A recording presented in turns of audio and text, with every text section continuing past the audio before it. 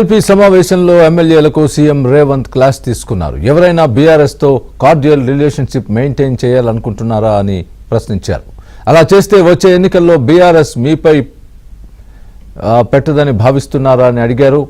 తాను కష్టపడుతున్నా ఎమ్మెల్యేలు సహకరించడం లేదని అసంతృప్తి వ్యక్తం చేశారు. ఇకనైనా పనితీరు మార్చుకోవాలని సీఎం సుతిమెత్తగా హెచ్చరించారు.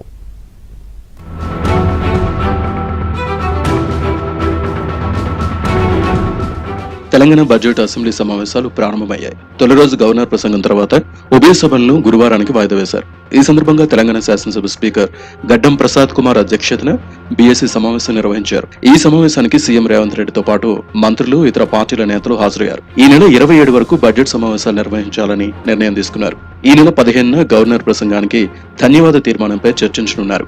ఇక 17న ఎస్సీ వర్గీకరణకు, 18న బీసీ కులగణన రిజర్వేషన్లపై చర్చించనున్నారు. 19న ఉభయ సభల్లో బడ్జెట్ ను ప్రభుత్వం ప్రవేశపెట్టనుంది. అనంతరం బడ్జెట్ పై చర్చ జరగనున్నట్లు సమాచారం.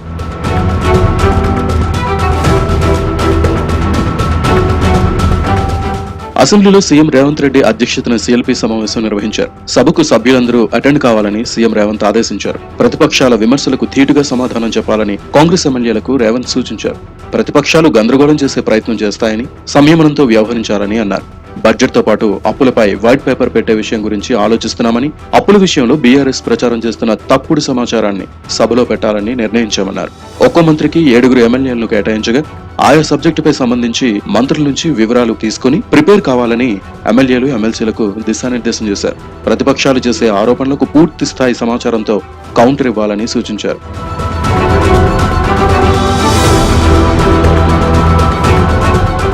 సీఎల్పీ సమావేశంలో నాగార్జునసాగర్ ఎమ్మెల్యే జైవీర్ రెడ్డికి సీఎం క్లాస్ తీసుకున్నారు. సీఎం మాట్లాడుతున్న సమయంలో జైవీర్ రెడ్డి బయటకు వెళ్లడంపై రేవంత్ ఆగ్రహం వ్యక్తం చేశారు. క్రమశిక్షణతో మెలిగితేనే ఫ్యూచర్ ఉంటుందని సీఎం హెచ్చరించారు. వచ్చే నెల 6వ తేదీ నుంచి జిల్లాల వారీగా లంచ్ మీటింగ్లు ఏర్పాటు చేస్తామన్నారు. ఆ సమావేశంలో స్థానిక సమస్యలతో పాటు ఇతర అంశాలపై చర్చిద్దామని సూచించారు. మంత్రుల నియోజకవర్గాలకు ఎక్కువ నిధులు వెళ్తున్నాయనే భావన చాలా మందిలో ఉందని, ఈ బడ్జెట్ లో అలా జరగదని, ఎమ్మెల్యేలందరికీ సమానంగా నిధులిస్తామని అన్నారు. ఎమ్మెల్యేలుగా మొదటిసారి గెలవడం పెద్ద విషయం కాదని, రెండోసారి గెలవడం గొప్ప విషయమన్నారు.